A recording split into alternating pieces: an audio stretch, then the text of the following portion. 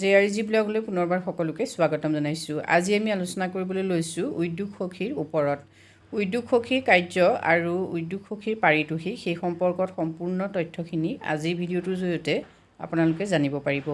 অসম ৰাজ্যিক গ্ৰামীণ জীৱিকা অভিযানৰ জৰিয়তে যিহেতু বহুতো সখীক নিযুক্তি দিয়া হয়, এই সখীসকলৰ ভিতৰত উদ্যোগ সখী বিশেষভাৱে উল্লেখযোগ্য। উদ্যোগ সখী আৰু CRPEP মানে community resource person enterprise promotion এই দুয়োটা পদ একেই নেকি সেই সম্পৰ্কেও জানিব পাৰিব আপোনালোকে আজি ভিডিঅ'টোৰ জৰিয়তে।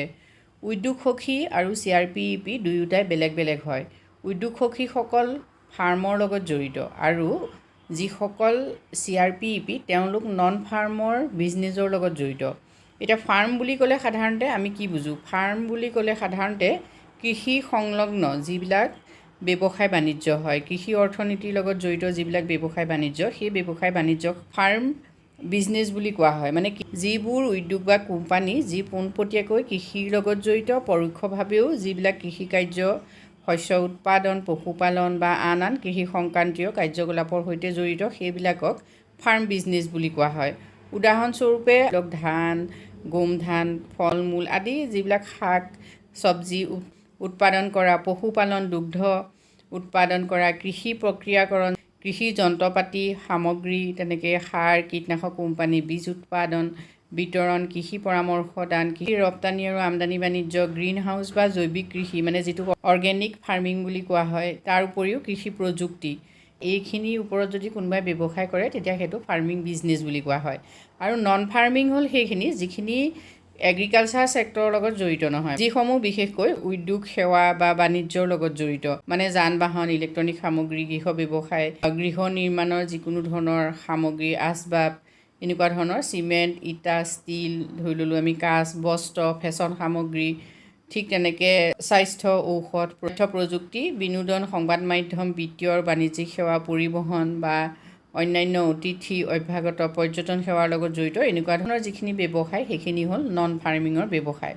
এতিয়া এই দুয়োটা ব্যৱস্থাত দুগৰাকী সখীৰ প্ৰয়োজন হয়। অসম ৰাজ্যিক গ্ৰামীণ জীৱিকা অভিযানৰ জৰিয়তে মহিলাসকলক স্বাৱলম্বী কৰি তোলাৰ উদ্দেশ্য আগত ৰাখি এই দুয়োটা ব্যৱসায়তে মহিলাসকলক নিয়োজিত কৰাৰ বাবে প্ৰেৰণা যোগোৱা হয়, মানে উৎসাহ প্ৰদান কৰা হয়। ইয়াৰ বাবে চৰকাৰেও বিভিন্ন ধৰণৰ আঁচনি গ্ৰহণ কৰে। তাৰ উপৰিও ASRLM নিজাববীয়াকৈ মহিলাসকলক বিভিন্ন ধৰণৰ প্ৰশিক্ষণ দি এই কামখিনি কৰাত সুবিধা কৰে। মানে ফাৰ্মিঙেই হওক নন ফাৰ্মিঙেই হওক যিকোনো এটা ব্যৱসায় কৰি যাতে তেওঁলোক আত্মনিৰ্ভৰশীল হ'ব পাৰে। আত্মসহায়ক গোটৰ মহিলাসকলক চোৱা চিতা কৰিবৰ বাবে সখীসকলক নিযুক্তি দিয়া হয়। এতিয়া ফাৰ্মিং ছেক্টৰৰ যিসমূহ বিজনেছ আছে এই বিজনেছসমূহক একত্ৰীকৰণ কৰি চোৱা চিতা কৰিবৰ কাৰণে যিগৰাকী সখী নিযুক্তি দিয়া হয় সেইগৰাকীক কোৱা হয় উদ্যোগ সখী।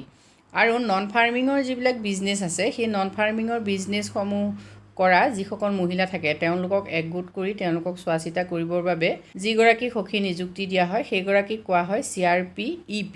এই CRPEPয়ে হওক বা উদ্যোগ সখীয়ে হওক সেই সম্পৰ্কত মই আগতে কেইবাটাও ভিডিঅ' প্ৰস্তুত কৰিছোঁ। আপোনালোকে যদি জানিব খোজে তেতিয়াহ'লে মোৰ চেনেলত SSG যিটো প্লে'লিষ্ট আছে তাত গৈ চাব পাৰে। উদ্যোগ সখী আৰু CRP দুয়োগৰাকী পৃথক হয়। উদ্যোগ সখীয়ে হওক বা CRPEPয়ে হওক এই দুয়োগৰাকী সখীয়ে যিখিনি কাম কৰে সেই কামখিনিৰ বিনিময়তে তেওঁলোকক পাৰিতোষিক দিয়া হয়।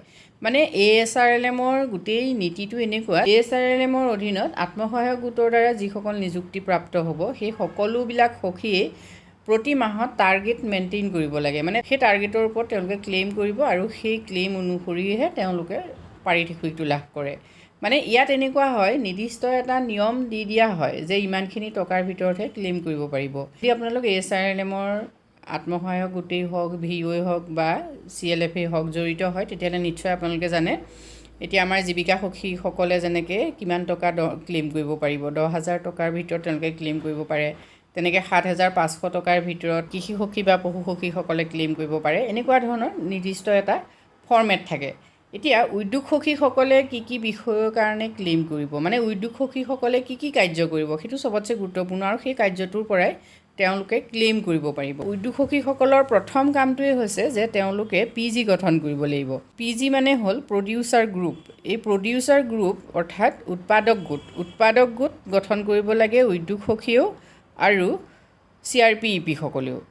মাত্ৰ উদ্যোগ সখীসকলে সেইবিলাক উৎপাদকক লৈ পেলাই গোট গঠন কৰিব যিবিলাক ফাৰ্মিং ছেক্টৰৰ লগত জড়িত, অৰ্থাৎ এগ্ৰিকালচাৰ এলাইড ছেক্টৰৰ লগত যিসকল জড়িত, মানে কৃষি তথা কৃষিৰ আনুষাংগিক খণ্ডৰ লগত যিসকল জড়িত সেইসকলক লৈ উদ্যোগ সখীসকলে গোট গঠন কৰিব লাগিব, মানে এটা PG গঠন কৰিব লাগিব। ঠিক একেদৰে CRPEP সকলে নন ফাৰ্ম ছেক্টৰৰ লগত জড়িত সদস্যসকলক লৈ PG গঠন কৰিব লাগিব। উদ্যোগ সখীসকলে যদি এটা PG গঠন কৰে তেতিয়াহ'লে সেই PGটো গঠন কৰাৰ বাবে উদ্যোগ সখীসকলে 1000 টকাকৈ লাভ কৰিব। এতিয়া ক্লেইমত তেওঁ কেইটা PG গঠন কৰিছে, আমি ধৰি ল'লোঁ এমাহত এগৰাকী উদ্যোগ সখীয়ে 2টা PG গঠন কৰিছে। এতিয়া সেই 2টা PGৰ বাবে তেওঁ 2000 টকা ক্লেইম কৰিব পাৰিব। অঞ্চলত উদ্যোগ সখীগৰাকীয়ে নিযুক্তি লাভ কৰিছে, আমি ধৰি ল'লোঁ সেই অঞ্চলত 10 গৰাকী মহিলা আছে যিসকলে মৌ পালন কৰে। এতিয়া সেই মৌ পালন কৰা যিসকল মহিলা তেওঁলোকক একগোট কৰি তেওঁ এটা PG গঠন কৰিব পাৰে। এনেকৈ আকৌ আমি ধৰি ল'লোঁ সেই অঞ্চলটোতে হাঁহ কুকুৰা পালন কৰা বহুতো মহিলা আছে, তাৰে 10 গৰাকীক লৈ এটা গোট গঠন কৰিব পাৰে। মানে একে ব্যৱসায় কৰা যিসকল সদস্য থাকিব তেওঁলোকক একগোট কৰি তেওঁ এটা PG গঠন কৰিব। সেই PGটো গঠন কৰাৰ বাবে তেওঁ ক্লেইম কৰিব পাৰিব 1000 টকা। ঠিক আছে, নেক্সট পৰ্যায়ত PG এটা যিহেতু গঠন কৰিলে নহ'ব, PGটোৰ নিৰ্দিষ্ট কাৰ্যপ্ৰণালী আছে, মানে PGটোৱে কেতিয়া বৈঠক বহাব, PGটোৱে কেনেকৈ তেওঁলোকৰ হিচাপ পত্ৰ ৰাখিব, তাৰ উপৰিও কাৰ্যবিৱৰণী কেনেকৈ লিখিব, সভাসমূহ কেনেকৈ অনুষ্ঠিত কৰিব, সেই সম্পূৰ্ণ যিখিনি কথা, সেই সম্পূৰ্ণ কথাখিনি বা সেই সম্পূৰ্ণ যিখিনি কাৰ্য, সেই কাৰ্যখিনি চোৱা চিতা কৰা, লগতে কাৰ্যবিৱৰণী বা হিচাপ নিকাচ এই সকলোখিনি ৰখাৰ বাবদ প্ৰতিখন মিটিঙৰ বাবে এগৰাকী উদ্যোগ সখীয়ে 100 টকাকৈ লাভ কৰিব। গতিকে তেওঁ কেইখন মিটিঙত, PGৰ কেইখন মিটিঙত তেওঁ উপস্থিত আছে আৰু তেওঁ কাৰ্যবিৱৰণীৰ পৰা ধৰি হিচাপ নিকাচ ৰখাৰ এই কামখিনি কৰিছে, সেইটো অনুযায়ী তেওঁ ক্লেইম কৰিব পাৰিব। আমি ধৰি ল'লোঁ এগৰাকী উদ্যোগ সখীয়ে যেনিবা মাহটোত 4খন বৈঠকত তেওঁ উপস্থিত আছে। এতিয়া সেই PGৰ 4খন বৈঠকত উপস্থিত থকাৰ বাবে তেওঁ দিনে 100 টকাকৈ ক্লেইম কৰিব পাৰিব, মানে তেওঁ 400 টকা সেই মাহত ক্লেইম কৰিব পাৰিব। নেক্সট আহিলে প্ৰশিক্ষণ। উদ্যোগ সখীগৰাকীয়ে যিহেতু PGটো গঠন কৰিলে নহ'ব, PGৰ যিসকল সদস্য থাকিব তেওঁলোকক প্ৰশিক্ষণ দিব লাগিব, মানে ট্ৰেইনিং দিব লাগিব। এতিয়া এনেকৈ ট্ৰেইনিং দিয়াৰ বাবে প্ৰতিগৰাকী প্ৰশিক্ষাৰ্থীৰ এগেইনষ্টত তেওঁ 25 টকাকৈ ক্লেইম কৰিব পাৰিব। এতিয়া আমি ধৰি ল'লোঁ এটা মাহত এগৰাকী উদ্যোগ সখীয়ে 10 গৰাকী সদস্যক প্ৰশিক্ষণ দিছে, তেতিয়া তেওঁ 250 টকা মাহটোত ক্লেইম কৰিব পাৰিব। গতিকে ক্লেইম ফৰ্মেটত তেওঁ সেইটো তেনেকৈ উল্লেখ কৰিব লাগিব। এগৰাকী উদ্যোগ সখীৰ এটা গুৰুত্বপূৰ্ণ কাৰ্য হৈছে যে ক্ষেত্ৰ অধ্যয়ন কৰা, অৰ্থাৎ তেওঁ দ্বাৰা গঠন হোৱা যিটো গোট, সেই গোটটোৱে কামখিনি কেনেকৈ কৰিছে সেই সম্পৰ্কত তেওঁ চোৱা চিতা কৰিব লাগিব। আৰু এনেকৈ প্ৰতি ঘৰে ঘৰে তেওঁ চোৱা চিতা কৰি তথ্য সংগ্ৰহ কৰা, এই কামটোৰ বাবে প্ৰতি ঘৰে মানে পাৰ হাউচ হোল্ড তেওঁ 25 টকাকৈ দাবী কৰিব পাৰিব। উদ্যোগ সখীগৰাকীৰ আৰু এটা গুৰুত্বপূৰ্ণ কাৰ্য হৈছে যে তেওঁ বিজনেছ প্লেন প্ৰস্তুত কৰিব লাগিব, মানে ব্যৱসায়িক পৰিকল্পনা। প্ৰতিটো PGৰ বাবে তেওঁ যেতিয়া ব্যৱসায়িক পৰিকল্পনা প্ৰস্তুত কৰিব তেতিয়া 1000 টকাকৈ ক্লেইম কৰিব পাৰি, মানে পাৰ PG 1000। এখন বিজনেছ প্লেনৰ বাবে মানে তেওঁ 1000 ৰুপিজ ক্লেইম কৰিব পাৰে। ইয়াৰ উপৰিও PGটো গঠন কৰাৰ পাছত যিহেতু PGটোক ৱৰ্কিং কেপিটেল লাগিব, মানে কাৰ্যকৰী মূলধন, সেই কাৰ্যকৰী মূলধন যিহেতু এটা PGয়ে বেংকৰ পৰা ল'ব পাৰিব বা VOৰ পৰা ল'ব পাৰিব বা CLFৰ পৰা ল'ব পাৰিব, ক'ৰ পৰা ল'ব পাৰিব সেই ক্ষেত্ৰত সহায় কৰিব এই উদ্যোগ সখীগৰাকীয়ে। আৰু তাৰ লগতে সেই ৱৰ্কিং কেপিটেলটো যদি সময়মতে ধুনীয়াকৈ ঘূৰাই দিব পাৰে তেতিয়াহ'লে সেই ৱৰ্কিং কেপিটেলটো ঘূৰাই দিয়াৰ বাবদ তেওঁ 2% ধন ক্লেইম কৰিব পাৰিব। ফচল বীমা যোজনাই হওক বা অন্যান্য যিবিলাক বীমা যোজনা আছে সেই বীমা যোজনাৰ অন্তৰ্ভুক্ত কৰে, তেতিয়াহ'লে সেই পাৰ মেম্বাৰৰ বিপৰীতে তেওঁ 100 টকাকৈ লাভ কৰিব। এইসমূহ কাৰ্যৰ লগতে উদ্যোগ সখীগৰাকীয়ে যিহেতু PGটোৰ যিবিলাক উৎপাদিত দ্ৰব্য সামগ্ৰী, সেই উৎপাদিত দ্ৰব্য সামগ্ৰীসমূহ বিক্ৰী কৰাৰ ক্ষেত্ৰত বিপণন ব্যৱস্থাটো যদি চোৱা চিতা কৰে বা অন্যান্য যিবিলাক NGO থাকিব, নন গভৰ্ণমেণ্ট অৰ্গেনাইজেশ্যন যিবিলাক থাকিব বা অন্যান্য মাৰ্কেটিং যিটো ছিষ্টেম, সেই ছিষ্টেমটোৰ জৰিয়তে যদি PGৰ সদস্যসকলক তেওঁ সহায় কৰে তেওঁ 2000 টকালৈকে দাবী কৰিব পাৰে। এনেধৰণৰ কামখিনি কৰিব লাগে বিশেষকৈ উদ্যোগ সখীগৰাকীয়ে।